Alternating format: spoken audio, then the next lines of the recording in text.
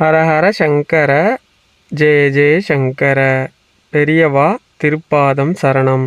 யாருக்கு கிருஷ்ணனோட பரிபூரண அருள் இருக்கோ அவங்க இன்னைக்கு இதை கேட்டாங்க அப்படின்னா எத்தனை ஜென்மத்தில் பண்ணியிருக்கக்கூடிய பல மன்னிக்க முடியாத பாவம் இருந்தால் கூட அது போகும். பல கோடி புண்ணியம் வந்து சேரும். அதோடு மட்டும் இல்லாமல் பல லட்சம் மந்திரம் சொன்னால் என்ன பலன் கிடைக்குமோ, அதாவது நாராயண மந்திரமோ ராமநாமமோ கிருஷ்ண மந்திரமோ, அந்த மந்திரத்தை பல லட்சம் முறை சொன்னால் எத்தனை புண்ணியம் கிடைக்குமோ அத்தனை புண்ணியமும் இதை ஒரு முறை கேட்கும் போதே கிடைக்கும் அப்படின்னு பகவானே சொல்லியிருக்கிறாரு. அப்படி ஒரு ஆச்சரியமான பகவான் சம்பந்தப்பட்ட கதைகளையும் சில பரிகாரங்களையும் பெரியவா சொன்ன சில விஷயங்களையும் இந்த பதிவில் பார்க்க போகிறோம். வாங்க பதிவுக்குள்ளே போகலாம்.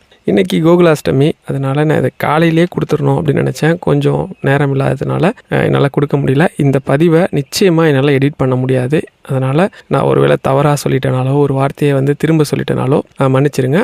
முழுக்க இதில் பகவானோட பெருமைகள், அதுக்கப்புறம் அவனோட கதைகள், அதில் சில பரிகாரங்கள் தான் இதில் வரப்போகுது. இதை ஏன் வந்து இன்றைக்கி கேட்கணும், எதுக்கு இந்த கேட்குறதுக்கு கிருஷ்ணனோட அருள் இருக்கணும், ஏன் வந்து புண்ணியம் செஞ்சுருக்கணும், இதை கேட்டால் பல கோடி மந்திரம் சொன்ன பலன் கிடைக்குமா அப்படின்னா 100% உண்மை. ஒரு கதையிலேருந்தே ஆரம்பிப்போம். பிள்ளை பெருமாள் ஐயங்கார் அப்படின்னு சொல்லிட்டு ஒருத்தர், அவர் வந்து ஸ்ரீரங்கம் ரங்கநாதர் இருக்கார் இல்லையா, அவருக்கு வந்து இந்த அபிஷேக ஆராதனைலாம் பண்ணுவாங்கள்ல, நிறைய பேர் இருப்பாங்கள்ல, அதில் ஒருத்தர். அவருக்கு வந்து அன்றைக்கி பெருமாளுக்கு அபிஷேக ஆராதனைலாம் முடிச்சுட்டு அலங்காரம்லாம் பண்ணி தீபாராதனைலாம் காட்டினோடனே பெருமாள்கிட்ட அவர் பேசுவார். பெருமாள் வந்து சாட்சாத் அவர்கிட்ட திரும்பி பேசுவார். அப்படி பேசும்போது கேட்குறாரு, பகவானே யார் யாருக்கோ மோட்சம் கொடுக்குற, ஒன்னையே சுற்றி வரேன், எனக்கு ஒரு மோட்சத்தை கொடுத்தா என்ன, இன்றைக்கே எனக்கு வந்து அந்த வைகுண்டம் எப்படி இருக்குன்னு பார்க்கணுன்னு ஆசையாக இருக்குது அப்படின்னதும் பெருமாள் எழுந்து உக்காண்டாராம். ஐயர்வாள், நான் உங்கள்கிட்ட ஒன்று கேட்குறேன். நீங்கள் வந்து இன்றைக்கி காலையிலேருந்து நான் பார்க்குறேன், இந்த மோட்சத்தை பற்றியும் சொர்க்கத்தை பற்றியும் தான் அதிகமாக சொல்லிக்கிட்டு இருக்கீங்க. என்ன இன்றைக்கி உங்களுக்கு எண்ணம் ஃபுல்லாக அந்த வைகுண்டத்து வெளியே இருக்குன்னதும், இல்லை யார் யாருக்கோ கொடுக்குற, எனக்கு கொடுக்க மாட்டியா, எனக்கு கொடுப்பேன்னு ஒரு ஆசை தான், அதனால் கேட்குறேன் அப்படின்னதும் பெருமாள் உடனே திருப்பி கேட்குறாரு, நீங்கள் வந்து கர்ம யோகம் பண்ணியிருக்கீங்களா? பண்ணதில்லை சாமி. நீங்கள் வந்து பகவானோட கீர்த்தனைகள் அதெல்லாம் வந்து சொல்லியிருக்கிறீங்களா? இல்லை சாமி. என்னோடய பக்தனுக்கு ஒருவேளை சாப்பாடாவது போட்டிருக்கீங்களா? இல்லை சாமி. என் பக்தன் தங்குறதுக்கு இடம் கொடுத்துருக்கீங்களா? இல்லை சாமி. என் பக்தனுக்கு ஒரு வேளை குடிக்க, இல்லை அவன் மனம் குளிர்ற அளவுக்கு ஏதாவது குளிர்ந்த பாகங்கள், நம்ம அதாவது மோர் அந்த காலத்தில் கொடுப்போம்ல பானகம், அது மாதிரி ஏதாவது கொடுத்துருக்கீங்களா அப்படின்னு கேட்குறாரு. இல்லை சாமி அப்படின்னதும், ஏன் எதுவுமே கேட்டால் இல்லைன்றீங்க, செஞ்சுருக்கேன்னு ஒன்றுமே சொல்லலை, இது எதுவுமே செய்யாமல் உங்களுக்கு சொர்க்கம் வேணும்னு கேட்குறது எந்த விதத்தில் நியாயம்னதும் பிள்ளை பெருமாள் ஐயங்கருக்கு சரியான கோபம். தன்னோட அந்த மேலே போட்டிருக்க துண்டை நல்லா இறுக்கி கட்டிக்கிட்டு, ஏன் பகவானே நான் திருப்பி உங்களை ஒரு கேள்வி கேட்கலாமா அப்படின்னதும், தாராளமாக கேளுங்க அப்படின்னதும் அதுக்கு அவர் கேட்பார், உனக்கு வைகுண்டத்தில் ஒரு பானைக்கு இடம் கொடுத்துருக்கியே, மண்பானை, அதுக்கு எதன் அடிப்படையில் இடம் கொடுத்த? அது கர்ம யோகம் பண்ணிச்சா, இல்லை உன் கீர்த்தனைகளை போய் சொல்லிச்சா, இல்லை உன் ஆன்மீக சொற்பொழிவை சொல்லிச்சா, இல்லை உன் பக்தனுக்கு சாப்பாடு போட்டுச்சா, இல்லை அவனை தங்க இடம் கொடுத்ததா, இல்லை குளிர்ந்த பாகங்கள் அவனுக்கு பானகங்கள் கொடுத்ததா அப்படின்னு கேட்டதும் பெருமாள் அன்னைக்கு படுத்தவர் தான் இன்னைக்கு நமக்கு படுத்த நிலையிலேயே வந்து காட்சி கொடுக்குறாரு அப்படின்னு சொல்லுவாங்க. ஏன் வந்து இதை சொல்லுவாங்க அப்படின்னா, பகவான் கிருஷ்ணர், அதாவது ரொம்ப சின்ன கிருஷ்ணனாக இருக்கும்போது உங்களுக்கே தெரியும் அவர் என்ன பண்ணுறாரு, யசோதை கிட்ட தான் வளருவார். அப்படி வளரும்போது அவர் பண்ணாத சேட்டையே இல்லை. பகவானாகவே இருந்தாலும் அவர் ரொம்ப சேட்டை பண்ணுற குழந்தை. அப்படி இருக்கப்போ ஒரு நாள் என்ன பண்ணுறாருன்னா, ஒரு வீட்டில் உரியில் இருக்கக்கூடிய வெண்ணெய், உரினா தெரியும் தானே, அதுக்கு முன்னாடிலாம் கைத்தில் கட்டி பானையை தொங்க விட்டுருப்பாங்க. அந்த காலத்து ஃப்ரிட்ஜு, கெட்டு போகாமல் பொருட்களை வச்சுக்கக்கூடிய ஒரு பொருள் உரி. அதுக்குள்ளே என்ன பண்ணுவாங்க, தயிரை ஊற்றி வச்சுருவாங்க.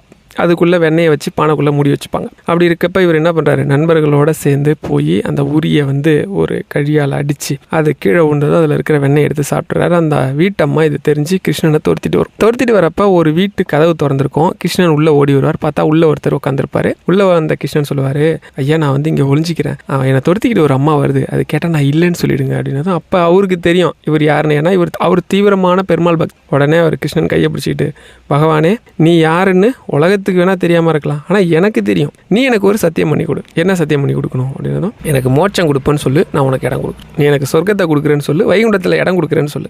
வேறு வழியே இல்லையே, அந்த அம்மா துரத்திட்டு வருது. சரின்னு இவர் என்ன பண்ணிடுறாரு, சரின்னு ஒத்துக்கிறார்.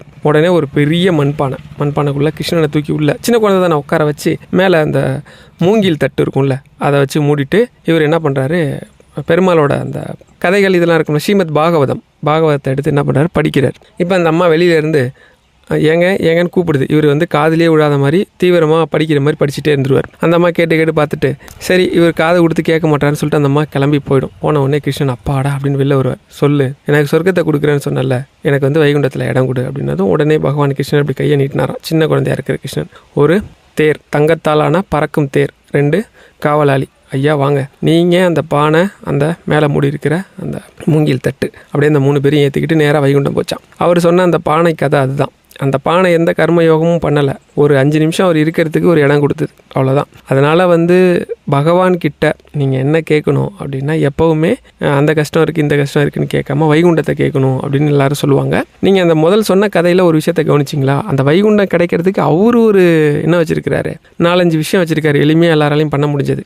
அன்னதானம், சாப்பாடு போட்டிருக்கீங்களா, தங்க இடம் கொடுத்துருக்கீங்களா, குளிர்ந்த பானகம் ஏதாவது கொடுத்துருக்கிறீங்களா, கர்மயோகம் பண்ணியிருக்கீங்களா, பக்தி யோகம் பண்ணியிருக்கிறீங்களா, என்னோட ஆன்மீக கதைகளை சொல்லியிருக்கிறீங்களா, இல்லை கேட்டிருக்கீங்களா? இது ஏன் அப்படின்னா, அதிகமான ஆன்மீக கதைகளை கேட்கும்போது அந்த அவனோட பெருமைகளை கேட்டாலே என்ன நடக்கும் அப்படின்னா, நம்மளோட பாவங்கள் எல்லாம் நம்மளை விட்டு ஓடிடும். அது எவ்வளோ பெரிய பாவமாக இருந்தாலும் சரி, எத்தனை ஆயிரம் பிறவி நம்ம எடுக்க வேண்டியது இருந்தால் கூட அது ஓடிடும். இதுக்கு பூந்தாளம் அப்படிங்கிறவர் ரொம்ப ஃபேமஸான ஒருத்தர். நீங்கள் கேரளாவில் ரொம்ப ஃபேமஸானவர். ஒரு 200 வருடங்களுக்கு முன்னாடி என்னமோ வாழ்ந்த மனிதர். அவர் என்ன பண்ணுறாரு அப்படின்னா, ஒரு நாள் அவருக்கு நிறைய புத்தகங்கள், கீர்த்தனைகள், பகவானை பற்றி நிறைய எழுதியிருக்கிறார். திடீர்னு ஒரு நாள் பகவான் கிருஷ்ணர் வைகுண்டத்தில் இருக்கிற ஒரு விஷயத்தை பற்றி எழுதணும். இப்போ இவர் முன்ன வைகுண்டம் போனது கிடையாது. இப்போ நம்ம ஒரு ஊருக்கு போகிறோம் அப்படின்னா தான் அந்த ஊர் இப்படி இருக்குங்க, இப்படி இருக்கும், பச்சை பசேல்னு இருக்கும், இல்லை காஞ்சிருக்கும், இது இருக்கும் அது இருக்குன்னு எழுத முடியும். வைகுண்டம் எப்படி இருக்குன்னு அவருக்கு தெரிஞ்சாதானே எழுத முடியும். அவரும் என்னென்னமோ கற்பனை பண்ணி எழுதி பார்க்குறாரு, வரமாட்டுது. சரி அப்படின்னு அன்னைக்கு படுத்து பகவான்கிட்டே பிரார்த்தனை பண்ணுறார். படுக்கையில் இருக்கும்போது, பகவானே நான் என்ன கேட்டேன், வைகுண்டத்தில் இடமா கேட்டேன், உன் வைகுண்டம் எப்படி இருக்கும்னு விவரித்து எழுதணும், அதுவே எனக்கு வரமாட்டுது அப்படின்னு சொல்லி வருத்தப்படுறார். வருத்தப்பட்டவொடனே தூங்கிடுறார். கரெக்டாக தூக்கத்தில் ஒரு கனவுல பார்த்தா ஒரு பெரிய 2 கதவு, 2 காவலாளி இருக்காங்க.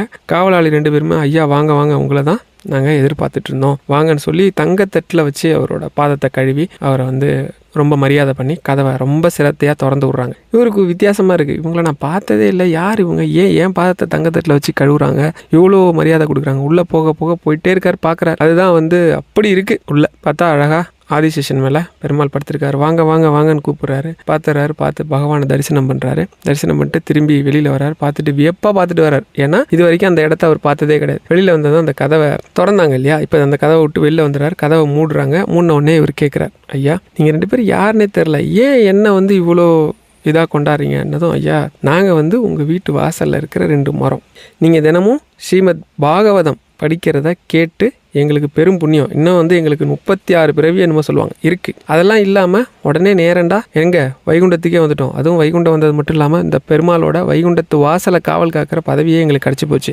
அதனால் உங்களுக்கு கழுவுறது தான் சரி, ஏன்னா உங்களால் தான் எங்களுக்கு இப்படி ஒரு புண்ணியம் கிடச்சிது அப்படின்னு சொன்னது அந்த கனவு கலைஞ்சிருது. காலையில் இது என்னடா அது இப்படி ஒரு கனவு கண்டது உண்மையா அப்படின்னு சொல்லி வெளியில் பார்த்தா அவங்க வாசலில் இருந்த 2 மரமும் காத்தடிச்சு கீழே முறிஞ்சு விழுந்து கிடக்கு. சிலர் அதை வெட்டிக்கிட்டு இருக்காங்க. அதனால் பாகவதம் அப்படின்னு சொல்லி ஒரு கான்செப்ட் இருக்குது. இந்த பாகவதம் ரொம்ப ரொம்ப ரொம்ப எளிமையான பக்தி மார்க்கம். அதாவது நம்மளால் மந்திரமோ வழிபாடோ இல்லை ஸ்லோகமோ கோவிலுக்கு போகிற முறையோ செய்ய முடியலனா கூட 7 நாள் பாகவதம் கேட்டால் சொர்க்கமே கிடைக்கும். அப்படி ஒரு முறை இருக்குது. இது ஏன்னா தன்னோட பக்தர்களுக்கு எவ்வளவு எளிமையாக ஒரு விஷயத்த பகவானால் கொடுக்க முடியுமோ அதை கொடுத்துக்கிட்டே இன்னைக்கு கோகுலாஷ்டமி நம்ம எல்லாருக்கும் தெரியும். பகவான் கிருஷ்ணர் அவதாரம் பண்ணார். கிருஷ்ணனாக எத்தனையோ விஷயங்களை பண்ணார். நீங்கள் ஸ்ரீமத் பாகவதம் படிக்கும்போது கூட நம்ம ஒரு எண்ணம் இருக்கும். நம்ம என்ன நினைப்போம், நமக்கு அவர் சொர்க்கத்தை கொடுப்பாரு அப்படிங்கிற ஒரு எண்ணத்தில் அவரை விரும்பி ஏற்றுக்கிட்டு நம்ம பாகவதம் படிப்போம். ஆனால் நாம் விரும்பி அவரை ஏற்றுக்கலைனா கூட அவர் நமக்காக வருவார், அவரோட நினைப்பு இருந்தா அப்படின்னு சொல்லி ஒரு சம்பவம் இருக்குது. இந்த சம்பவத்துக்குள்ளே போகிறதுக்கு முன்னாடி நான் சில பரிகார முறைகள்லாம் சொல்கிறேன் அப்படின்னு சொல்லியிருந்தேன்.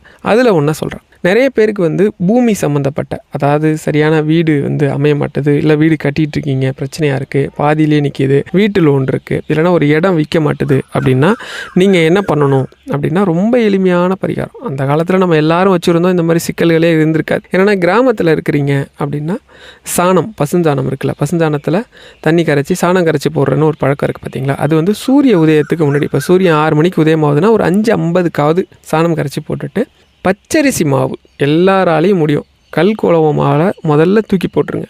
பச்சரிசி மாவால் கோலம், ஏதோ ஒரு அழகான கோலம், ஒரு கோலம் போட்டு அந்த கோலத்தோட நடுப்பகுதி, அது புள்ளி கோலமாக இருந்தாலும் சரி ரங்கோலியாக இருந்தாலும் சரி, நடுப்பகுதியில் கொஞ்சமாக மஞ்சத்தூளால் நல்லா வட்டமாக சுற்றி போட்டு அதுக்கு நடுப்புற குங்குமம், இப்போ நம்ம நெத்தியில் வைப்போம் இல்லையா, மஞ்சள் வச்சு நடுப்புற குங்குமம், அது மாதிரி வச்சு அந்த மஞ்சள் குங்குமம் இருக்கிற பகுதியை 2 கையாலையும், உங்களோட இடது கை வலது கை 2 கையாலையும் மனப்பூர்வமாக தொட்டுக்கிட்டு, பூமி தாயே நான் செஞ்சுருக்கக்கூடிய பாவ புண்ணியங்களை நான் உனக்கு கொடுத்துருக்கக்கூடிய இன்னல்களை மன்னித்து உங்களோட அந்த வீடு கட்டுற பிரார்த்தனையாக இருந்தால் எனக்கு வீடு வந்து நல்லபடியாக கட்டணும், இல்லைனா இந்த மனை நல்லபடியாக விற்கணும் அப்படின்னு சொல்லிட்டு தினமும் அதை தொட்டு வழிபட்டால் போதும். நீங்கள் மாபெரும் யாகம் வளர்த்து பூமி பூஜை போட்டால், இல்லை பூமிக்கு இருக்கக்கூடிய மரியாதை அதுக்குன்னு தனியாக யாக முறைகள்லாம் இருக்குது, அதை பண்ணால் என்ன பலன் கிடைக்குமோ அது அப்படியே கிடைக்கும். இது நான் சொல்லுங்க.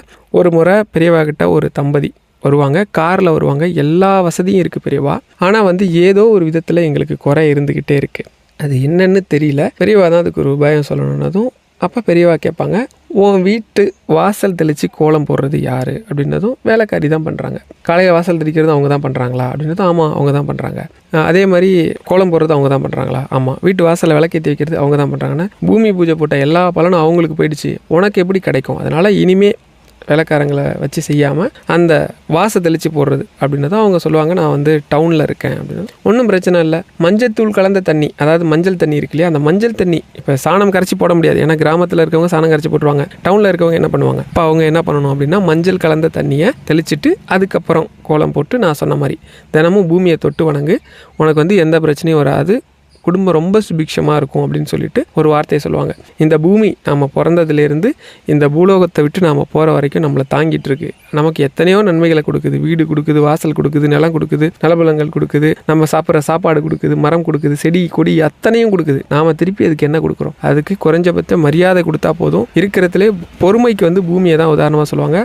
அந்த பூமி தாய் அத்தனையும் கொடுப்பா அப்படின்னு சொல்லுவாங்க. அதனால் நீங்கள் வந்து பூமி சம்மந்தப்பட்ட பிரச்சனை இருக்குது அப்படின்னா நான் சொன்னது ரொம்ப ரொம்ப எளிமையானது, ஆனால் நம்ம சாஸ்திர முறையிலேயே இருக்கிறதுலேயே ரொம்ப எளிமையான அதே நேரத்தில் சக்தி வாய்ந்த பரிகாரம் இதுதான். தினமும் காலை வேளையில் சூரிய உதயத்துக்கு முன்னாடி பூமியை தொட்டு வணங்குறது இருக்கிறதுலே பல யாகம் செஞ்ச பலனை கொடுக்கக்கூடியது. இப்போ வந்து நம்ம அந்த கதைக்கு வருவோம்.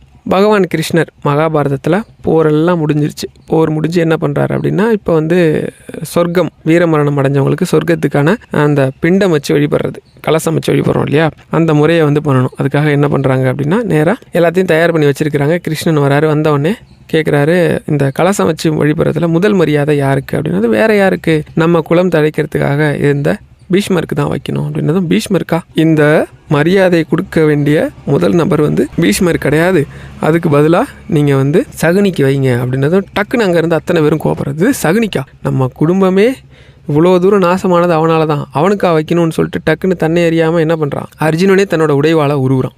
பீமன் தன்னோட கதாயுதத்தை எடுக்கிறான். அப்படியே எப்போவுமே கோவப்படாமல் தர்மரே ஒரு நிமிஷம் கோபமாயிறாரு. சொன்னது கிருஷ்ணனுங்கிறத மறந்து.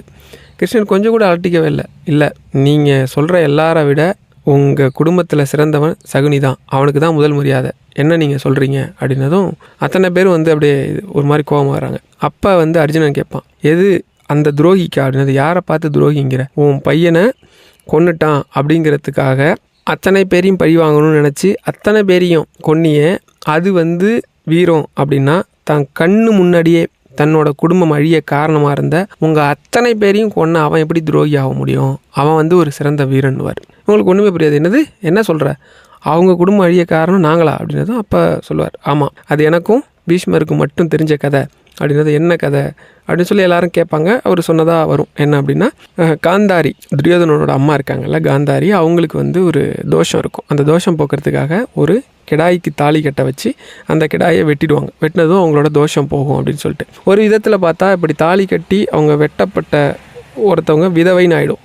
விதவையவா இவருக்கு கல்யாணம் பண்ணி வச்சாங்க அப்படின்னு சொல்லிட்டு பீஷ்மருக்கு இந்த விஷயம் தெரிஞ்சோடனே பீஷ்மர் என்ன பண்ணுவார் அப்படின்னா, ஒரு விதவையை வந்து என் பையனுக்கு கல்யாணம் பண்ணி வச்சுருக்கிறீங்களா அப்படின்னு சொல்லிட்டு கோவப்பட்டு அவங்க எல்லாரையும் விருந்துக்கு கூப்பிடுவார். விருந்துக்கு கூப்பிட்ற மாதிரி, அதாவது காந்தாரி கூட பிறந்தவங்க இவங்க எப்படி 100 பேரோ அதேமாதிரி சகுனி கூட பிறந்தவங்களும் 100 பேர், அதில் கடைக்குட்டி தான் சகுனி. எல்லாரையும் விருந்துக்கு வர சொல்லி என்ன பண்ணுவாங்கன்னா, கீழே பாதாள சிறையில் 100 பேரையும் அவங்க அப்பா உள்பட சுபலன் உள்பட சிறையில் அடைச்சிடுவாங்க. அடைச்சி எல்லாருக்கும் ஒரு கைப்பிடி சோறு, ஒரே ஒரு கைப்பிடி தான் சோறு. ஏன்னா அவனோட பட்டி போட்டு கொன்ன பாவம் நமக்கு வரக்கூடாது, அதே நேரம் அவனை உயிரோடையும் இருக்கணும், குத்துயிரும் கொலை உயிருமா இருக்கணும் இவனை பண்ண பாவத்துக்குன்னு சொல்லி என்ன பண்ணுவார், பீஷ்மர் வந்து சிறையில் அடைச்சிடுவார். இவங்க 100 பேரும் சேர்ந்து என்ன பிளான் பண்ணுவாங்கன்னா, நம்மளில் எத்தனை பேர் செத்தாலும் பரவாயில்ல, நம்ம குடும்பத்தில் யாராவது ஒருத்தங்க இருந்து இவனுங்க அத்தனை பேரையும் பழி வாங்கணுன்னதும் அதுக்கு வந்து எல்லாரும் தேர்ந்தெடுக்கிறது சகுனி. ஏன்னா அவனுக்கு உடல் வலிமையோட மூளை புத்தி ரொம்ப வலிமையானது. அதனால் என்ன பண்ணுவாங்க அப்படின்னா, எல்லாரும் ஒரு கைப்பிடி சோத்தை சகுனிகிட்ட கொடுத்து சாப்பிட சொல்லுவாங்க. தன் கண்ணு முன்னாடியே தன்னோட ஒரு சகோதரர்களும் இறந்துக்கிட்டே வருவாங்க. கடைசியில் தன்னோட அப்பா இருப்பார், அவர் என்ன சொல்வார், இறக்கிறதுக்கு முன்னாடி, மகனே நம்ம வந்து எந்த பாவமும் பண்ணலை, சம்பிரதாயப்படி அப்படி பண்ணுறது சரிதான்.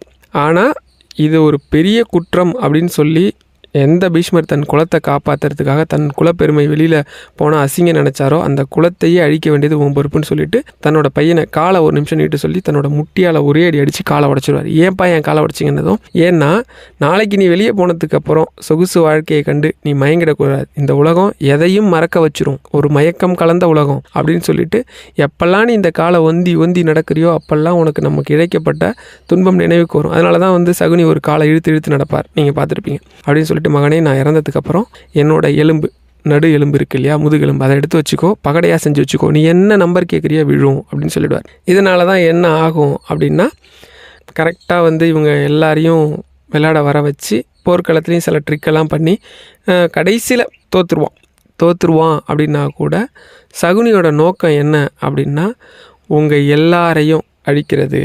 அப்போ வந்து அர்ஜுனன் எழுந்து கேட்பான், அப்படியே அவனோட நோக்கம் வந்து எங்களை அழிக்கிறதா இருந்தால் கூட நாங்கள் 5 பேரும் அழியவே இல்லையே அப்படின்னதும், நீங்கள் 5 பேரும் அழியலை, ஆனால் உங்களுக்கு சொந்தம்னு சொல்லிக்க யாருமே இல்லையே, நீங்களாம் நடப்பணமாக தானே இருக்கீங்க, உங்கள் பசங்களெல்லாம் கொண்டுட்டான், நீங்கள் மதித்த குருக்கள் எல்லாம் இறந்து போயிட்டாங்க, நீ பெருசாக மதித்த உங்கள் தாத்தா பீஷ்மர் அவரே இப்போ அவன் கூட இல்லை, நீ வந்து ஓடி விளையாண்ட நண்பர்கள் இல்லை, கூடி இருந்த உறவினர்கள் யாருமே இல்லை, நீங்கள் 5 பேருமே நடப்பணமாக இருக்கீங்க, உங்களுக்குன்னு இருக்கிற ஒரே ஆதரவு நான் தான். இதுக்கு மேலேயுமா ஒரு மனுஷனை வந்து சாவை விட கொடுமையானது, உற்றார் உணவினர் நண்பர்கள் பெத்த பிள்ளை யாருமே இல்லாமல் வாழ்கிற வாழ்க்கை, அப்படி ஒரு வாழ்க்கையை கொடுத்துட்டானே, இதுக்கு மேலேயுமா வந்து சகுனி வந்து அவன் எடுத்துக்கிட்ட அந்த கொள்கையை பூர்த்தி பண்ணல நீ சொல்கிற அப்படின்ற மாதிரி கேட்டவொடனே அத்தனை பேரும் தலை குனிஞ்சிடறாங்க. இருந்தாலும் எங்கள் மனசு ஏற்றுக்க மறுக்குது அப்படின்னதும், இல்லை அவனுக்கு தான் கொடுக்கணுன்னதும் எப்படியோ ஒரு வழியாக பேசி முதல் யாகம் வந்து அவருக்கு கொடுத்ததா சொல்லுவாங்க. ஓடி வந்து சகாதேவன் வந்து கேட்பாங்க, நான் வந்து சகுனியை கொன்னவன் அப்படிங்கிற முறைக்கால கேட்குறேன்,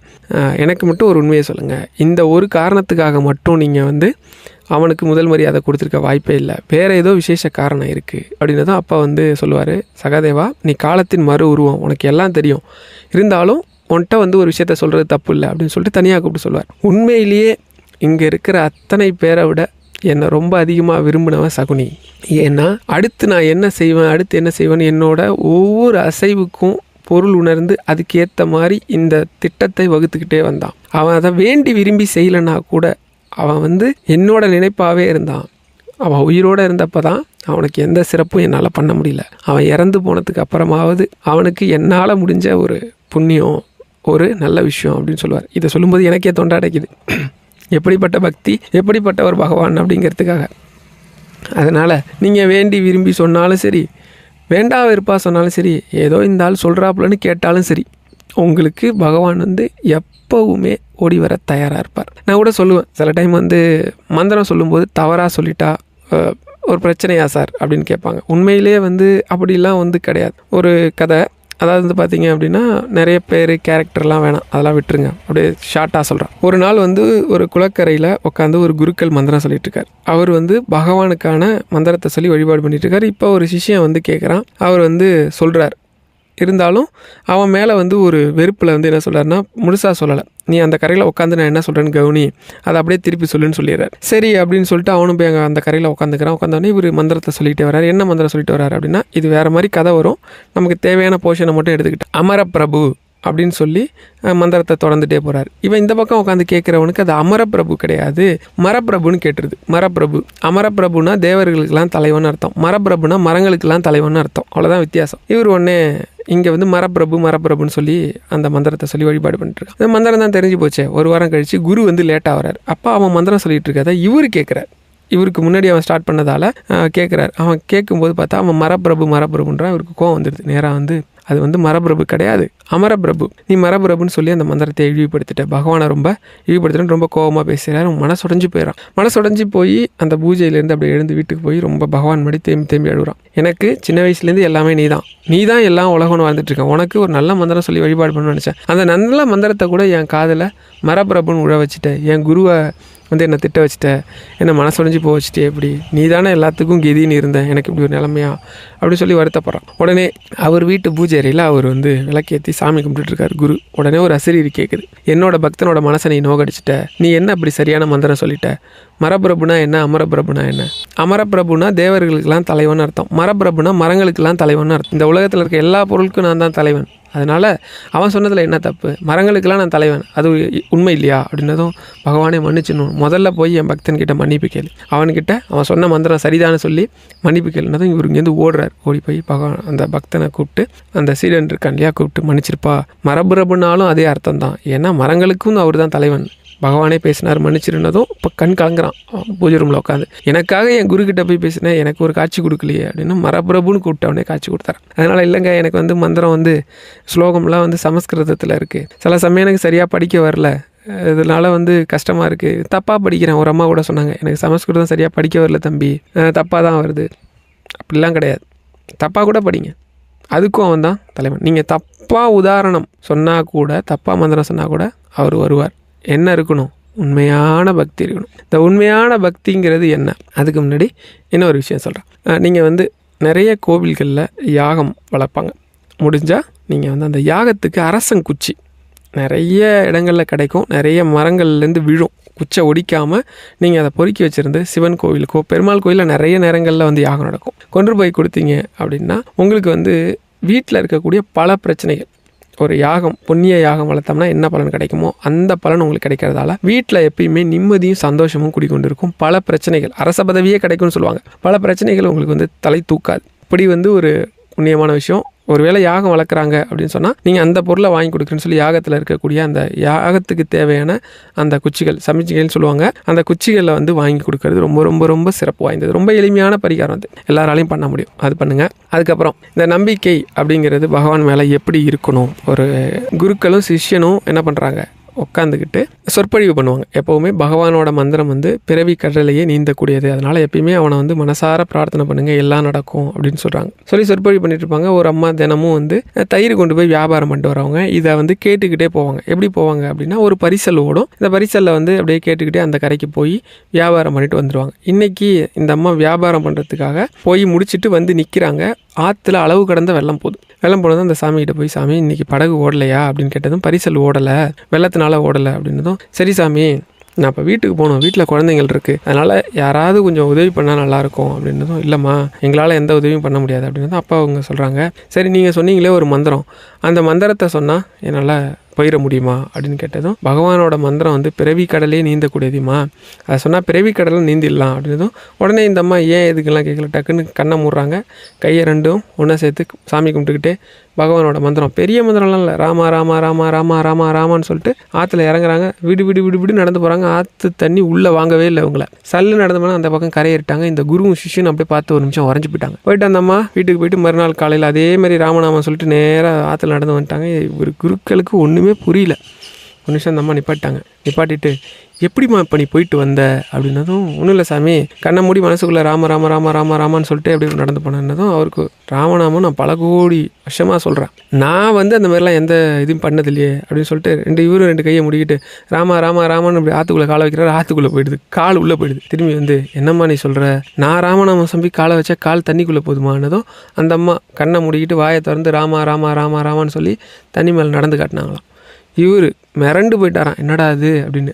ஏன் அப்படின்னா, நீங்கள் எத்தனையோ மந்திரங்கள் சொற்பொழிவுகள் பண்ணால் கூட அந்த மந்திரத்துக்கு சக்தி இருக்குது, அது காப்பாற்றுன்ற நம்பிக்கை இல்லை அப்படின்னா அது எத்தனை கோடி முறை சொல்கிறதும் வேஸ்ட்டு தான். நம்பிக்கை உள்ளவன் ஒரே ஒரு முறை ராமான்னு சொன்னால் கூட அது பல கோடி மந்திரம் சொன்ன பலனை தரும். நம்பிக்கையே இல்லாதவன், நம்ம துளசிதாசர் இவங்க எல்லாம் சொல்லியிருக்கிறாங்க, 13 கோடி தடவை ராமநாமம் சொன்னால் பகவானோட தரிசனம் கிடைக்கணும். 13 கோடி இல்லை, நீங்கள் 15 கோடி இல்லை, 1,00,000 கோடி சொன்னால் கூட பலன் தராது. ஏன்னா ராமநாமம் பொதுவாக தெரிஞ்சு சொன்னாலும் தெரியாமல் சொன்னாலும் பலன் தரும். நம்பிக்கை வேணும்ல. நம்பிக்கை இல்லாத விஷயம் எப்போவுமே ஜெயிக்காது. இப்போ நம்மளுக்கு நிறைய பேருக்கு இருக்கிற பிரச்சனை என்னன்னா, உடல் ரீதியாக ஏதோ ஒரு நோயோ இல்லை ஏதோ ஒரு பிரச்சனையோ இருக்கும், அது நம்மளை வாட்டி வளைக்கும். இதுக்கு என்ன பண்ணலாம், பெரியவா அழகாக இதுக்கு சொல்லியிருக்கிறாங்க என்ன பண்ணலாம் அப்படின்ட்டு. ஒரு பக்தர் வருவார் பெரியவாட்ட, ரொம்ப வாடின முகம், அந்த உடனே ஏன் ரொம்ப சோகமாக இருக்குன்ற மாதிரி பெரியவா கேட்பாங்க. அதுக்கு அந்த பக்தர் சொல்வார், இல்லை பெரியவா, அப்பாவுக்கு வயசு 70க்கு மேலே ஆயிடுச்சு, அப்போ நல்லா தான் இருந்தாங்க, இப்போ ரொம்ப முடியல, ஹாஸ்பிட்டலில் சேர்த்துருக்குறேன், அது ஹாஸ்பிட்டலில் எல்லாத்துக்கும் பணம்னு பிடுங்கி திங்கிறா பெரியவா, என்னாலே முடியல, நானும் என்னோடய சக்திக்கு மீறி நானும் வைத்தியம் பண்ணி பார்த்துட்டேன், அப்பாவை ரொம்ப முடியல, வயசாயிடுச்சு அப்படின்னா கூட நம்மளை என்னால் அப்பாவை அந்த நிலமையில் பார்க்க முடியல, எப்படியோ தேறி உக்காந்துருவாருன்னு நினைக்கிறேன், ஆனால் இந்த ஆஸ்பத்திரி நின்னா காசு, உக்காந்தா காசு, பேசினா காசுன்னு எல்லாத்துக்கும் காசுன்னு பிடுங்கி திங்கிறா அப்படின்னதும், நம்ம உடம்புக்கு சுகவீனம் ஆனால் அதாவது உடம்பு சரியில்லாமல் போனால் மருத்துவம் தேவை தான். ஆனால் எல்லாத்துக்கும் தலையாய மருந்து ஒன்று இருக்குது, அதை எல்லாரும் புரிஞ்சுக்கணும். அதனால் ஒன்று பண்ணு, அப்பாவை ஹாஸ்பிட்டல்லேருந்து கூப்பிட்டு வந்துடு. ஒரு கட்டிலில் நல்ல மெலிசான விரிப்பு போட்டு அதில் படுக்க வை. இதமாக ரொம்ப மென்மையான உணவு, கஞ்சி 2 வேளை அப்பப்போ கொஞ்சம் கொஞ்சம் கொடு. அப்பா முன்னாடி உட்காந்துக்கிட்டு விஷ்ணு சகஸ்ரநாமம் பாராயணம் பண்ணு. அதை அவளை கேட்க சொல்லு, போகிறோம். மற்றதெல்லாம் சரியாயிடும். மந்திரங்களுக்கெல்லாம் தலையாய மந்திரம், மருந்துக்கெல்லாம் தலையாய மருந்து பகவானோட நாமம். அதனால் அந்த நாமத்தை கேட்டாலே போதும் அப்படின்னுவாங்க. விஷ்ணு சகஸ்ரநாமங்கிறது பெருமாளோட 1000 நாமங்கள் அடங்கிய ஒரு தொகுப்பு. அதில் அந்த 1000 நாமங்களையும் சுருங்க சொன்ன ஒரு பலனை கொடுக்கக்கூடியதான் ராமநாமம். நீங்கள் ராமான்னா அது வரும். யாருக்காவது ரொம்ப உடம்பு சுகவீனம் முடியல, இல்லை ஏதோ ஒரு பிரச்சனையில் இருக்குன்னா தொடர்ந்து விஷ்ணு சகஸ்ரநாமம் கேளுங்க. அந்த பக்தரோட அப்பாவும் கேட்டிருப்பார். கிட்டத்தட்ட அவருக்கு 74 வயசு என்னமோ எழுந்து உட்காந்துருவார் நல்ல மாதிரியா. அடுத்த முறை போகும்போது ரொம்ப சந்தோஷமாக போவா. அப்பா நல்லா உட்காந்துருக்கா, பெரியவா நல்லா பேசுகிறா, குழந்தைகளோடலாம் நல்லா இருக்கா, அவரோட வேலையை அவரே செஞ்சுக்கிறா, எந்த இதுவும் நமக்கு பிரச்சனை இல்லாமல் அவர் ரொம்ப நல்லபடியாக இருக்கிறார் அப்படின்னு சொல்லுவாங்க. நானும் அதே தான் சொல்கிறேன். ஒரு வேளை எனக்கு விஷ்ணு சகஸ்ரநாமம் சொல்ல முடியலன்னா கேளுங்க. சொல்ல முடியும். நீங்கள் யூடியூப்பில் எவ்வளோ வந்துருச்சு. அதுலேயும் சுப்புலட்சுமி அம்மா அழகாக உச்சரிப்பு கரெக்டாக சொல்லியிருப்பாங்க. உச்சரிப்பு தப்பாகவே சொன்னாலும் எந்த பிரச்சனையும் இல்லைங்கிறத மேலேயே சொல்லிட்டேன். நீங்கள் அதை ஒரு 4-5 முறை கேட்டிங்கனாலே அதில் இருக்கிற வார்த்தைகள் புரிய ஆரம்பிச்சிடும். ஒரு 10-15 தடவை கேட்டிங்கன்னா அது உங்களுக்கு ரொட்டீனாக கேட்க உங்களுக்கு அதை எப்படி சொல்லணுங்கிறதே வந்துடும். நான் பல மந்திரம் அப்படி சொல்லி தான் கற்றுக்கிட்டேன். ரொம்ப அற்புதமாக வேலை செய்யும். முடியல அப்படின்னா சிம்பிளான விஷயம், உட்காந்துருங்க, கண்ணை முடிங்க, ராம ராம ராம ராமன் மனசுக்குள்ளே சொல்லிட்டே இருங்க. எத்தனை எண்ணிக்கைங்கிறதெல்லாம் விட்டுருங்க. ஒரு குறிப்பிட்ட நாளை தாண்டும் போது உங்களுக்கு நோய் இருந்ததுக்கான அறிகுறியே இருக்காது. இந்த நாமங்கள் உண்மையிலேயே ரொம்ப சக்தி வாய்ந்ததா, பலம் வாய்ந்ததா இருக்குதா? இந்த நாமங்கள் எல்லாம் நம்ம இப்போ எளிமையாக தெரிஞ்சுக்கிறோம். இது அந்தளவுக்கு எளிமையாக இருந்ததுன்னா முன்னொரு காலத்தில் இது அவ்வளவு எளிமையாக இல்லை. குருமுகமாகவோ ரகசியமாகவோ தான் போதிக்கப்பட்டது. இருக்கிறதுலே கருணை உள்ளம் கொண்டவர் ராமானுஜர். உங்கள் எல்லாருக்கும் தெரியுமான்னு தெரியல, அப்படி ஒரு கருணை காட்டுவார். அவருக்கு திருக்கோஷ்டியூரில் இருக்கிற நம்பிகள்கிட்ட ஒரு மந்திரம் இருக்குது. இந்த உலகத்தில் சொர்க்கத்தை அடையக்கூடிய, வைகுண்டம்னு சொல்லக்கூடிய பெருமாள் இருக்கக்கூடிய அந்த இடத்த அடையக்கூடிய மந்திரம் இருக்குதுன்னு தெரிஞ்சுக்கிறார். அந்த மந்திரத்தை அவர் அவ்வளோவா யாருக்கும் சொல்ல மாட்டார் அப்படிங்கிறது தெரியுது. எங்கேருந்து ஸ்ரீரங்கத்திலேருந்து நடந்து போகிறார் திருக்கோஷ்டியூர். இப்படி 16 முறை போய் நான் ராமானுஜன் வந்திருக்கேன், எனக்கு அந்த மந்திரத்தை சொல்லுங்கும் போது அவர் என்ன சொல்லிடுவார், நான் செத்துவான்னு அனுப்பிச்சி விட்ருவார். அவருக்கு ராமானுஜத்துக்கு புரியவே இல்லை. ராமானுஜர் யோசிக்கிறார், அது எப்படி நான் செத்தா வர முடியும்? நான்கிற இந்த மனிதன் செத்து விட்டால் எப்படி வர முடியும்? ஒரு நாள் நடந்து வந்துட்டு இருக்கும்போது அப்போ தான் அவருக்கு அந்த அர்த்தம் புரியுது, நான் செத்துவா அப்படின்னு. அப்போ 16வது முறையாக தான் போயிட்டு அடியன் ராமானுஜன் வந்திருக்கேன், எனக்கு இந்த மந்திரத்தை உபதேசம் பண்ணுங்க அப்படின்னதும் அப்போ தான் அவர் மந்திரத்தை உபதேசம் பண்ணுறார். என்ன மந்திரம்? ஓம் நமோ நாராயணாய நமக அப்படிங்கிற இந்த மந்திரத்தை உபதேசம் பண்ணுறார். இந்த மந்திரத்தை யாருக்கும் சொல்லக்கூடாது, அப்படி சொன்னீங்கன்னா உனக்கு நரகம் தான் கிடைக்கும் அப்படின்னுறார். கொஞ்சம் கூட யோசிக்காமல் அங்கேயே திருக்கோஷ்டியூர் அந்த கோபுரத்து மேலே, கோயில் கோபுரத்து மேலே ஏறி எல்லாரும் உங்கள் கஷ்டமெல்லாம் போகணுன்னா ஓம் நமோ நாராயணாய நமகன்னு சொல்லுங்கள். கஷ்டமெல்லாம் போய் கடைசியில் சொர்க்கமே கிடைக்கும், அதனால் சொர்க்கம் கிடைக்கும், வைகுண்டம் கிடைக்கும், இந்த மந்திரத்தை சொல்லுங்கள், எல்லாரும் இடைவிடாத சொல்லுங்கன்னு சொல்லி கத்தி சொல்கிறார். உடனே நம்பிகள் ஓடி நான் உன்ட்ட என்ன சொன்னேன், இந்த மந்திரத்தை குருமுகமாக தான் சொல்லணும், இது ரொம்ப ரகசிய மந்திரம், வெளில சொல்லக்கூடாது, நரகம் கிடைக்கும் சொன்னானே அப்படின்னதும் இறங்கி ராமானுஜர் சொன்னாராம், பகவானே குருவே, எனக்கு நரகம் கிடைச்சா பரவாயில்ல, நான் எத்தனையோ மக்களை பார்க்குறேன், எத்தனையோ கஷ்டங்கள் இருக்காங்க, அவங்கெல்லாம் ரொம்ப நிம்மதியாகவும் சந்தோஷமாகவும் இருந்துட்டு போட்டுமே, எல்லாரும் பகவானோட அந்த வைகுண்டத்தில் போய் சேரட்டுமே என்னதும் அப்படியே கண் கலங்கினாராம் நம்பி. இப்படி ஒருத்தனை இது வரைக்கும் நான் பார்த்ததில்லை. அப்படியே ஆசீர்வாதம் பண்ணாராம், சொர்க்கத்துக்கும் சொர்க்கம் இறைவனோட பாதம்னு சொல்கிற அந்த பாதத்தையே நீ அடைவ அப்படின்னு சொல்லி ஆசீர்வாதம் பண்ணார். அதனால தான் இன்றைக்கும் பெரிய திருவடின்னு சொல்லுவாங்க. ஒரு ரங்கநாதரே ஒருத்தர் தவறி போனதுக்கு ரொம்ப வருத்தப்பட்டார், அதாவது அவரோட அக்காலம் முடிஞ்சதுக்கு அப்படின்னா அது இவருக்கு தான், ராமானுஜருக்கு தான். தன்னோட இதயத்தின் பக்கத்திலேயே அவருக்கு இடம் கொடுத்துருக்கிறார் அப்படின்னு சொல்லுவாங்க. ஏன்னா இப்போ நீங்கள் ஸ்ரீரங்கம் போனீங்க அப்படின்னா அங்கே உள்ள ராமானுஜருக்கு தனி சன்னதி இருக்குது. அது சிலையோ கல்லோ கிடையாது, ராமானுஜரோட பூத உடல். இன்றைக்கும் நீங்கள் போனீங்கன்னா அங்கே உள்ள ஒரு அழகாக இருப்பார், ரொம்ப கருணை உள்ளம் கொண்டவர். இப்போ நான் அடுத்த பரிகாரம் என்னன்னு சொல்கிறேன். அதாவது நீங்கள் பெருமாள் கோயிலுக்கு ஏதோ ஒரு கோரிக்கைக்காக போகிறீங்க, இல்லை எந்த கோயிலுக்கு போனாலும் சரி, பெருமாள்கிட்ட அதிகமாக போகிறீங்கன்னு வச்சுக்கோங்களேன், ஒரு 10-15 தடவை போயிட்டீங்க, பெருமாள் அதை கொடுக்க மாட்டார். இப்போ நம்ம ஒரு விஷயத்தை அடிக்கடி பண்ணும்போது விரக்தி தான் வரும் இல்லையா, என்னடா அது நம்ம போகிறோம், பகவான் கருணை காட்ட மாட்டாரு, சுக்கிரவாரையில் போக சொன்னாங்க போனேன், அப்புறம் புதன்கிழமை போக சொன்னாங்க போனேன், சனிக்கிழமை போக சொன்னாங்க போனேன், ஏகாதசி போக சொன்னாங்க போனேன், துவாதசி போக சொன்னாங்க போனேன், இப்படி எத்தனையோ போனேன், ஆனால் பெருமாள் கருணையே காட்டலையே. இப்படி நான் எத்தனையோ தர பெருமாளை போய் பார்க்க போனேன், ஆனால் பெருமாள் என்ன கருணையே காட்டலையே அப்படின்னா நீங்கள் மனசார வீட்டிலே கூட ஃபோனில் ராமானுஜரோட ஃபோட்டோ டவுன்லோட் பண்ணிக்கிங்க, இல்லை ஒரு ஃபோட்டோ வாங்கி வச்சுக்கிங்க. பெருமாள் கிட்ட ஒரு விஷயம் உங்களுக்கு ஆகணுன்னா ராமானுஜர் காலை பிடிங்க. நீங்கள் அவர்கிட்ட போய், பகவானே என்னால் முடிஞ்ச அளவுக்கு எதோ எளிமையாக தானமோ இல்லை மந்திரமோ சொல்கிறேன், இல்லை தானம் பண்ணுறேன், இல்லை இந்த மந்திரம் சொல்கிறேன், இந்த வழிபாடு பண்ணுறேன், என்னால் முடிஞ்ச அளவுக்கு மற்றவங்களுக்கு உதவியாக தான் இருக்கேன், ஆனால் நான் இப்படி ஒரு கஷ்டத்தில் இருக்கேன், எப்பேற்பட்ட மனம் கொண்டவங்க நீங்கள், பகவான்கிட்ட எனக்காக சிபாரிசு பண்ணுங்கன்னு கேளுங்க. உண்மையிலே சொல்கிறேன், நீங்கள் சிபாரிசுன்னு கேளுங்க, அவர் சிபாரிசு ஒன்றே பண்ணுவார். திருப்பதி பெருமாள் கோவில் மேலே ராமானுஜர் தன்னோட சீடர்களை உட்கார வச்சு அவங்களுக்கெல்லாம் விதையெல்லாம் போதனை பண்ணிகிட்ருக்கார். எல்லா விஷயத்தையும் சொல்லிகிட்ருக்காரு.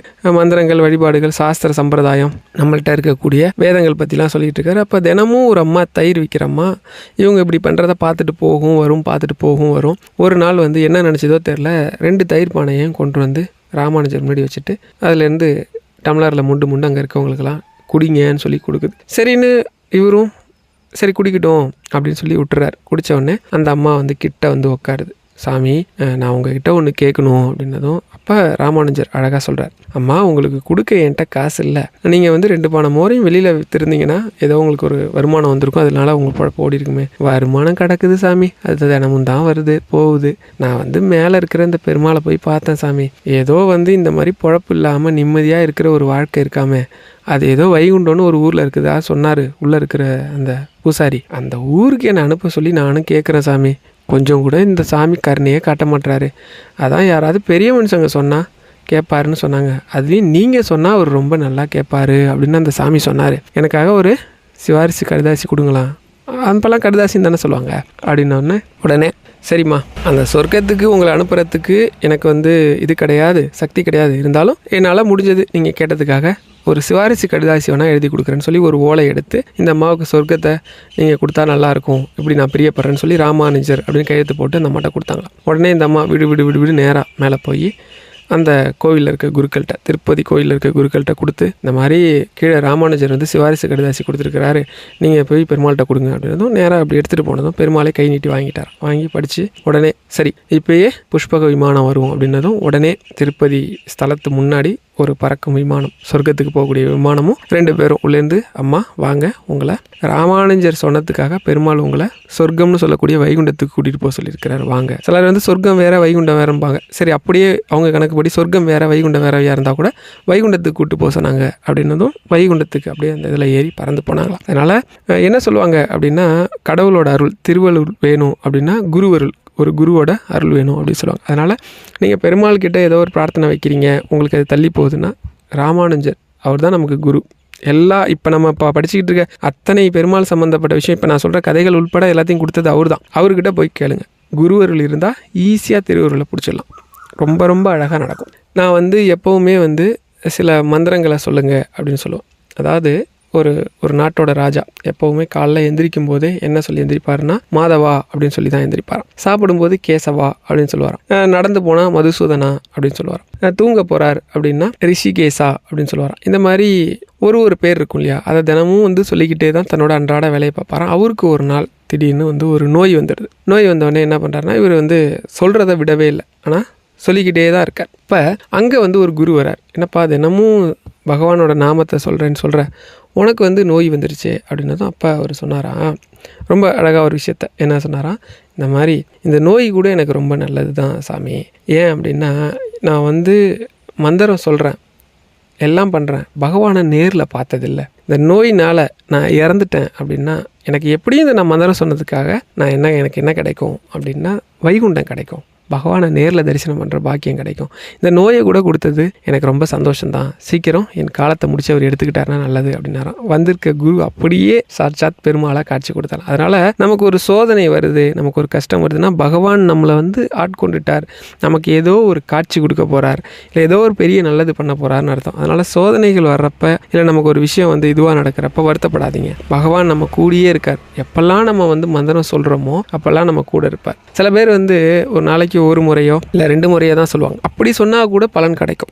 ஒரு நாள் நாரதர் வைகுண்டத்தை அப்படியே சுற்றி இருக்கிறப்ப பகவானை பார்த்து, பகவானே இந்த உலகத்திலேயே உன்னோட சிறந்த பக்தன் யார் அப்படின்னா, அப்போ பூமியில் ஒரு ஆளை கையை கட்டி அவன் தான் அப்படின்னார். நாரதருக்கு கோவம் வந்துச்சான். என்ன சொல்கிறீங்க நீங்கள், பொழுதேனிக்கும் ஓம் நமோ நாராயணாய நமகன்னு சொல்லிக்கிட்டு என் மூச்சு காற்று கூட நாராயணான்னு ஓம் பேரை தான் சொல்லுது. நீ வந்து ஏன் பேரை சொல்லலை, எந்த விதத்தில் வந்து இவன் என்னோட சிறந்த பக்தன் அப்படின்னதும் சரி அதையும் பார்த்துருவோமே அப்படின்னு சொல்லிட்டு அவன் டெய்லி என்ன பண்ணுறான்னு பார்ப்போன்ட்டு காலையில் தூங்கி எந்திரிச்சவனே எந்திரிக்கிறான். 2 கையும் பார்த்து, நாராயணா உன் புண்ணியத்தில் இன்றைக்கி பொழப்பும் வாழ்க்கையும் நல்லபடியாக ஓடுனா சரி, எல்லாத்தையும் பார்த்துக்க, ஏதோ ஒன்று நம்பி தான் வாழ்க்கையை ஓட்டுறேன் அப்படின்னா. அதுக்கப்புறம் அவன் வந்து சாமி கும்பிடவே இல்லை. வேலைக்கு போவான், சாப்பிடுவான், அன்னைக்கு வேலையெல்லாம் முடிஞ்சு படுக்க போகிறான்.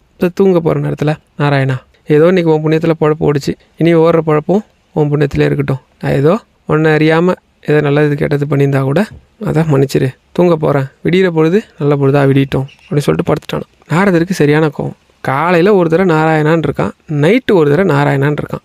இது இவன் எப்படி சிறந்த பக்தன் ஆக முடியும்? உன்னோட கீர்த்தனைகளை பாடலை, நீ வேதப்படி சொன்ன வாழ்க்கையை வாழலை, ஒரு தானமும் பண்ணல, தர்மமும் பண்ணல, எதுவுமே பண்ணல, அட்லீஸ்ட் ஒரு ஆன்மீக சொற்பொழிவு, ஒரு கதைகளையாவது அடுத்தவங்களுக்கு சொல்லியிருக்கணும், அது கூட பண்ணல. இவனை போய் சிறந்த பக்தன் என்னதும் சரி, நீ சொல்கிறது கூட எனக்கு ஒரு விதத்தில் சரியாக தான் படுற மாதிரி இருக்குது அப்படின்னு சொல்லிட்டு டக்குன்னு ஒரு கையில் ஒரு கிண்ணத்தை வர வச்சாரான். அந்த கிண்ணம் ஃபுல்லாக எண்ணெய் நிரப்பி, நீ ஒன்று பண்ணு, இந்த கிண்ணத்தில் இருக்கிற எண்ணெய் சிந்தாமல் இந்த உலகத்தை ஒரு முறை சுற்றி வா, அதுக்குள்ளே உனக்கு கேட்ட கேள்விக்கு எது சரியான விடையாக இருக்குங்கிறத நான் யோசித்து வைக்கிறேன் அப்படின்னு யோசிச்சுட்டு சரின்னு அனுப்பிச்சி விட்டாரான். இப்போ நாரதருக்கு தெரியும், நாம தான் ஒரு கழகத்தை இழுத்து விடுவோம், பகவான் நம்மள்கிட்டே வேலை எது ஆரம்பிச்சிட்டாருன்னு. சரின்னு இவரும் உலகத்தை சுற்றி வந்து நின்னாரான். நின்னோடனே, என்ன பகவானே யார் சிறந்த பக்தன் கண்டுபிடிச்சிட்டிங்களா அப்படின்னதும், கண்டுபிடிச்சிட்டப்பா, அதுக்கு முன்னாடி உன்ட்ட ஒரு கேள்வி, இப்போ நீ இந்த உலகத்தை சுற்றி வந்தல்ல, இதில் எத்தனை முறை நாராயணான்னு சொன்னேன் அப்படின்னதும், எங்கே சொல்கிறது, அதான் கிண்ண நிறைய எண்ணெயை கொடுத்துட்டீங்க, லைட்டாக ஒரு அடி நவுத்தி வச்சா கூட இந்த எண்ணெய் தழும்பி கீழே ஊற்றுற மாதிரி ஆகிடுது, அதனால் என்னால் இந்த கிண்ணத்து மேலே தான் கவனம் இருந்ததால் நாராயண மந்திரம் சொல்ல முடியல அப்படின்னதும், ஏண்டா ஒரு சின்ன கிண்ணம் அதில் இருக்கிற எண்ணெய் கீழே ஊற்றாமல் சுற்றி வரும்போதே உன்னால் நாராயணங்கிற மந்திரத்தை சொல்ல முடியல. குடும்பங்கிறது எவ்வளோ பெரிய பொறுப்பு, எவ்வளோ பெரிய சுமை, அதை ஒருத்தன் சுமந்துக்கிட்டு 2 வேளை நாராயண மந்திரம் சொல்கிறானே, அப்போ அவன் தானே சிறந்த பக்தனதும், ஆமாம் பகவானே மன்னிச்சிருங்கன்னு சொல்லி காலில் விழுந்துக்கு மன்னிப்பு கேட்டாராம். இது ஏன் சொல்கிறேன் அப்படின்னா, நீங்கள் காலையில் எழுந்திருக்கும் போது பெரியவா சொன்னது தான், ஒரு 2 நிமிஷம் ஒதுக்கி ராமா ராமா ராமான்னு சொல்லுங்கள். சாயந்தரம் இல்லை தூங்க போகிறப்ப 2 நிமிஷம் ஒதுக்கி சிவசிவான்னு சொன்னால் கூட போதும். பெரும் பாவங்கள்லாம் இருக்காது, வாழ்க்கையில் பெரும் கஷ்டங்கள் வராது, நிம்மதியாகவும் சந்தோஷமாகவும் வாழ்க்கை போகும். இன்னொரு விஷயத்தையும் சொல்கிறேன், நீங்கள் எப்போவுமே இரவு தூங்க போகிறதுக்கு முன்னாடி அன்னைக்கு நடந்த நல்லது கெட்டதுக்காக இறைவன்கிட்ட மன்னிப்பு கேளுங்க. நீங்கள் தெரிஞ்சோ தெரியாமல் செய்த தவறுக்கு மன்னிக்க சொல்லியும், உன்னோட கிருபையால், உன்னோட அந்த நல்ல இதால் தான் என் வாழ்க்கை நல்லபடியாக போகுதுன்னு அவர்கிட்ட நன்றி சொல்லுங்கள். இந்த 2 பழக்கத்தையும் வச்சுக்கிங்க. உங்களை அறியாமல் உங்களுக்கு பெரும் பெரும் நல்ல விஷயங்கள்லாம் நடக்கும். பகவான்கிட்ட நம்ம வந்து ஒரு விஷயத்த கோரிக்கையாக மந்திரமாக வழிபாடாக பண்ணுறத விட அவரோட சிந்தனையை நம்ம வச்சுக்கிறது ரொம்ப நல்லதுன்னு சொல்லுவாங்க. எப்போவுமே நான் ஒரு ராமநாம கதையை சொல்லி தான் முடிப்பேன். அதுக்கு முன்னாடி ஒரு எளிமையான விஷயத்தையும் சொல்லிடுறேன். உங்களுக்கு வருமானம், பணம் சம்மந்தப்பட்ட பிரச்சனை இருக்குது அப்படின்னா திங்கக்கிழமைகளில் ஏதாவது ஒரு கோவிலில் இல்லை ஏதோ வீட்லேயோ இல்லை நீங்கள் வச்சுருந்தாலும் சரி இருக்கக்கூடிய வில்வ மரத்தை ஒரு 3 சுற்று சுற்றி உங்கள் கையால் ஒரு பாத்திரத்தில் தண்ணி கொண்டு போய் ஊற்றி ஒரு 3 சுற்று இல்லைன்னா ஒரு 9 சுற்று இந்த மாதிரி சுற்றி அந்த மரத்துக்கிட்ட பிரார்த்தனை பண்ணி, இந்த மாதிரி எனக்கு பணம் சம்மந்தப்பட்ட பிரச்சனை தீரணும்னு திங்கக்கிழமையில் சுற்றி வருது. ஏன்னா திங்கக்கிழமை சிவபெருமான வழிபட உகந்த நேரம். சில மரங்களுக்கு சில அபரிவிதமான சக்தி இருக்குது. அப்படி சுற்றி வரும்போது என்ன நடக்கும் அப்படின்னா, உங்களுக்கு செல்வம் சம்மந்தப்பட்ட பிரச்சனை போகும். அது பணமாக இருந்தாலும் வருமானமாக இருந்தாலும் நீடித்து கிடைக்கும். அது தடை இல்லாமல் இருக்கும். இதுக்கு இன்னொரு முறை இருக்குது. நான் இந்த கதையை சொல்லிவிட்டு அதையும் சொல்லிடுறேன். ஒரு சமயம் துளசிதாசர் காசியில் இருக்கக்கூடிய ஒரு இடத்துல மடம் அமைச்சு என்ன பண்ணிகிட்ருக்கிறார் அப்படின்னா, ராமநாமத்தோட மகிமையை சொல்லி எல்லாரும் நம்ம குரூப்பாக உட்காந்து மந்திரத்தை சொல்லணும் அப்படின்னு சொல்லிட்டார். அதனால் மடத்தில் எப்பயுமே ராமநாமத்தோட பஜனையும் இதுவும் நடந்துக்கிட்டே இருக்கும். அப்படி நடக்கிற எல்லாருக்கும் சாப்பாடு தன் கையாலேயே போடுவார். அப்போ ஒரு சிலர் சாப்பிட வந்திருக்கிறாங்க. அதில் சாப்பிட வந்தவங்களில் எல்லாரும் சாப்பிடல உட்காந்தப்போ ஒரு 4 பேர் மட்டும் எழுந்துடுறாங்க. ஏன் அப்படின்னா, இதே கூட்டத்தில் ஒரு கொலை குற்றம் செஞ்ச பாவி ஒருத்தன் இருக்கிறான். அவங்க கூட உட்காந்து சரிசமமாக சாப்பிட்டோம்னா அந்த பாவத்தின் நாங்கள் பங்கெடுத்துக்கிட்டதாக ஆகிடும். அதனால் எங்களுக்கு சாப்பாடு வேணாம். அப்போ அவர் சொல்கிறார், துளசிதாசர் சொல்கிறாரு, இது ராமநாமம் அப்படிங்கிற மாபெரும் சக்தியால் கட்டமைக்கப்பட்ட இடம். இங்கே எந்த பாவமும் இருக்காது. அதோடு இல்லை, ராமா ராமா ராமான்னு 3 முறை சொன்னாலே பெரும் பாவங்கள்லாம் அழிக்கப்படுது. அதனால் அவர் இவ்வளோ நேரம் பஜனை பண்ணியிருக்காரு, பெரும் பாவி கிடையாது, அவர் பெரும் புண்ணிய ஆத்மா அது, அப்படி சொல்லக்கூடாதுன்றது. இல்லை நீங்கள் சொல்கிறது எங்களால் ஏற்றுக்க முடியாது, நீங்கள் சொல்கிறதுக்கு ஏதாவது ஆதாரம் இருக்கா? இப்போ அத்தனை பேருக்கு ஒரு மாதிரி ஆகிடுது. என்னடா ஆதாரம் கேட்குறாங்க. ஆதாரம் இருந்தால் காட்டுங்க, சும்மா வெறுமனே சொல்லிட்டு இருக்காங்க. ராமநாமம் சொன்னால் இவர் செஞ்ச பாவம் போயிடுச்சுன்னா ஆதாரப்பூர்வமாக எங்களுக்கு நிரூபிங்க, நாங்கள் ஒத்துக்கிறோன்ட்டாங்க. இப்போ ஏன்னா இவர் வந்து ஒரு கொள்கையை எடுத்துக்கிட்டு இருக்கார். ராமநாமம் வந்து எல்லாத்தையும் செய்யும்னு சொல்ல ஒரு கொள்கையை வச்சிருக்கிற நபர்கிட்டயே வந்து இதை கேட்டால் எப்படி இருக்கும்? இப்போ வந்து இதெல்லாம் தப்புன்னு ஆகிடும் இல்லையா, பொய்ன்ற மாதிரி ஆகிடும். சரி அப்படியா, இதோ உங்களுக்கு நான் ப்ரூவ் பண்ணுறேன்னு சொல்லிட்டு ஒரு பாத்திரத்தில் அங்கே இருந்த சாதத்தை எடுத்து போட்டுக்கிட்டு நேராக காசி விஸ்வநாதர் கோவில் வரார். எந்த மந்திரத்துக்காக வராரு? பகவான் கிருஷ்ணரோட பகவான் ராமனோட மந்திரமான ராமநாமம். அதாவது சிவன் வேற விஷ்ணு வேறன்னு சொல்லிக்கிட்டு இருக்க மக்களுக்காக சொல்கிறார். விஷ்ணுவோட மந்திரத்தை எடுத்துக்கிட்டு காசி விஸ்வநாதர் கோயிலுக்கு வரார். வந்து பகவான்கிட்ட மனப்பூர்வமாக பிரார்த்தனை பண்ணுறார். பண்ணிவிட்டு இதோ ராமநாமம் சொன்னால் அத்தனை பாவமும் அழியும் அப்படிங்கிறது உண்மைன்னா இந்த சிவபெருமான் முன்னாடி நந்தியாக இருக்கிறாரே, கல் சிலையா, இந்த நந்தீஸ்வரர் இவர் வந்து இந்த பாத்திரத்தில் இருக்க சாப்பாடை சாப்பிடட்டும்னு அத்தனை பேர் சிரிக்கிறாங்களாம். அவர் பாவம் போகும்னு சொன்னா கூட நம்பிடுவோம். இந்த கல் நந்தி சாப்பாடை சாப்பிடுன்னு சொல்கிறீங்களே, என்ன முட்டாளியா நீ அப்படின்னதும் ஒன்றுமே அவர் சொல்லியான். பகவானே இது சத்தியம் அப்படின்னு சொல்லி காசி விஸ்வநாதர்கிட்ட பிரார்த்தனை பண்ணாராம். அப்படி ஒரு 2 செகண்டில் அந்த இடமே அப்படியே அதிரிதான். எல்லாரும் அப்படியே நடுங்குறாங்களாம். பார்த்தா அப்படியே ஒரு செகண்ட் கல் நந்தி அப்படியே நேராக உயிரோடு வந்து அந்த பாத்திரத்தில் இருக்க சாப்பாடை சாப்பிட்டுட்டு சிரித்து அந்த கூட்டத்தை திரும்பி ஒரு பார்வை, இது போதுமா இல்லை நான் வேறு ஏதாவது பண்ணணுமா அப்படிங்கிற மாதிரி ஒரு பார்வையை பார்த்துட்டு திரும்ப ஒரு 10 செகண்ட்குள்ளே வந்து கல் நந்தியாக மாறிடுச்சான். இத்தனை பேரும் ஓடி வந்து துளசிதாசர் காலில் விழுந்தாங்களா. அந்த 4 பேரும் வந்து மன்னிப்பு கேட்டு கதறி அழுவாங்க. இது வந்து உண்மை சம்பவம். இன்றைக்கும் அங்கே கல்வெட்டுகள்லாம் இருக்குது. துளசிதாசர் வாழ்க்கையில் நடந்த மாபெரும் உண்மை சம்பவத்தில் இதுவும் ஒன்று. அதனால் ராமநாமம் பகவானோட நாமம் நம்பிக்கையோடு சொல்லப்படுறப்ப நீங்கள் வந்து அதை சிவன் கோவிலில் சொன்னாலும் சரி, பிள்ளையார் கோவிலில் சொன்னாலும் சரி, நாமத்துக்கான சக்தி மாற போகிறதில்ல, அந்த பகவானுக்கான சக்தி மாற போகிறதில்ல.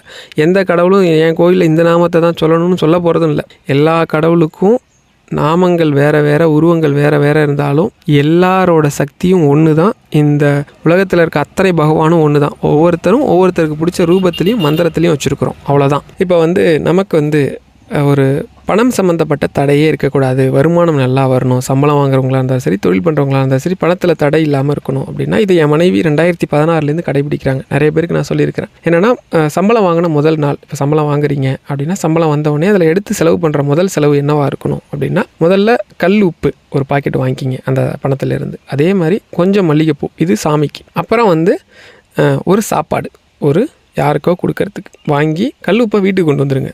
அந்த மல்லிகைப்பூவை ஏதோ ஒரு அம்பாள் கோவிலோ ஏதோ ஒரு சாமி இருக்கிற கோவிலில் கொடுத்துட்டு அங்கே இருக்கக்கூடிய உணவுக்காக இயங்கக்கூடிய, உண்மையிலே உணவுக்கு இயங்கக்கூடிய ஒரு நபருக்கு இந்த சாப்பாடை தானமாக கொடுங்க. இதை செஞ்சிங்கன்னா உங்களுக்கு சம்பளத்தில் எந்த தடையும் இருக்காது, சம்பளம் கூடிக்கிட்டே போகும். வருமானத்தில் ஒருவேளை தொழில் பண்ணுறவங்களா இருந்தால் அப்படியே தொழில் பண்ணுற அந்த மாத கணக்கை முடித்து நம்ம கணக்கு பார்ப்போம்ல, அதில் வாங்கி கொடுங்க. என் மனைவி 2016 பண்ணுறாங்க. இன்னைய வரைக்கும் எனக்கு கூட சம்பளம் சில மாதங்கள் வரும் வராது, வேலைக்கு போகாமல் இருப்பேன். ஆனால் அவங்களுக்கு அப்படி கிடையாது. பக்கத்தில் ஒரு புற்று நாகாம்பிகை கோவில் இருக்குது. அந்த கோவிலுக்கு முதல் மாத சம்பளத்தில் எந்த சம்பளத்துலையும், அதாவது மாதத்தில் வர முதல் சம்பளம், அதான் முதல் மாதம் 1000 ரூபா எடுப்பாங்க. அதில் அந்த கோவிலுக்கும் பக்கத்தில் இருக்க அம்மன் கோவிலுக்கும் 2 மல்லிகை மாலை வாங்குவாங்க. அதே மாதிரி கல்லுப்பு பாக்கெட் 2 வாங்குவாங்க.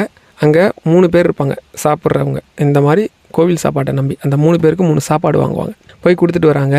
எனக்கு தெரிஞ்சு 2016 இன்னைய தேதி வரைக்கும் அவங்க அக்கௌண்ட்டில் சம்பளம் விழாமல் இருந்ததே கிடையாது. இதுக்கே இவங்க கடந்த வந்து ஒரு 2 வருஷமாக தம்பிங்க பிறந்ததுக்கப்புறம், என் பசங்க பிறந்ததுக்கப்புறம் அவங்க வேலைக்கு போகிறதே விட்டாங்க. ஆனால் கூட அவங்க அக்கௌண்ட்டில் இந்த யூடியூப்லேருந்து வர வருமானமும் சரி, எனக்கு எந்த வருமானம் வந்தாலும் அவங்க அக்கௌண்ட்டில் தான் விழுது. அவங்க தான் எடுத்து அதை கொடுக்குறாங்க, அவங்க தான் எடுத்து குடும்பத்தை நடத்துகிறாங்க. ஏன்னா குடும்ப பொறுப்பு அவங்கள்ட்ட இருக்கிறதால எல்லாமே அவங்கள்ட்ட இருக்குது. நீங்கள் வந்து இதை எப்படி எடுத்துக்கணுன்னா, நம்பிக்கை ரீதியாக பார்த்தீங்கன்னா பகவான் வந்து நம்புறவங்களை கைவிடவே மாட்டார்.